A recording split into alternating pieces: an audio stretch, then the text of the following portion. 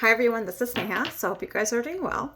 So I picked up a new book to read over the summer, Reality Transurfing. I haven't gotten very far, but let me tell you, some of the things that this book talks about is written in our Bhagavad Gita. A lot of it has to do with, for manifestation, the art of letting go. And in particular, I was having this conversation with a colleague. Because as a project manager, as a project program portfolio manager, we have this mindset of we need to fit everything within a timeline.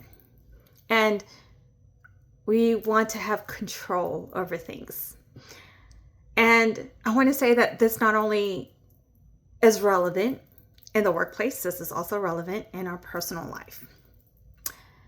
Some of us take life so seriously that we have these personal goals that by a certain age, we have this set, we have bought a house, we have kids, we have a career, etc., etc. But when you let go and you trust and you have faith in the unknown, which by the way is hard, even as somebody who has done this and achieved their goal multiple times in my life, I still struggle with this because having faith in the unknown is very difficult.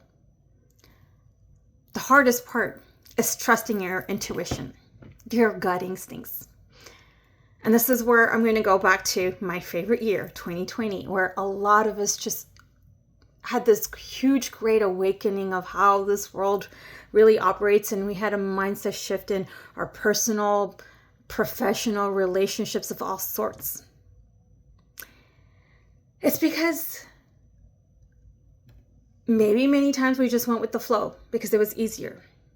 Sometimes you do need to go with the flow, but sometimes you need to take a stand for what matters for you. Sometimes you need to surrender. Sometimes you need to not surrender. But ultimately, it goes to our intuition and our intentions.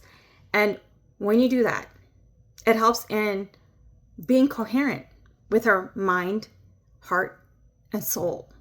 That is ultimately how we manifest our wishes and desires.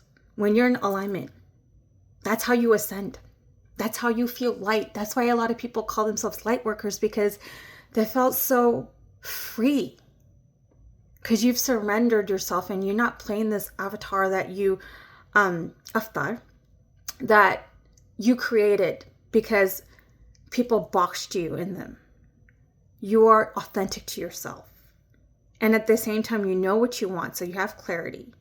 And you're doing things because it's what you want, not what somebody else wants.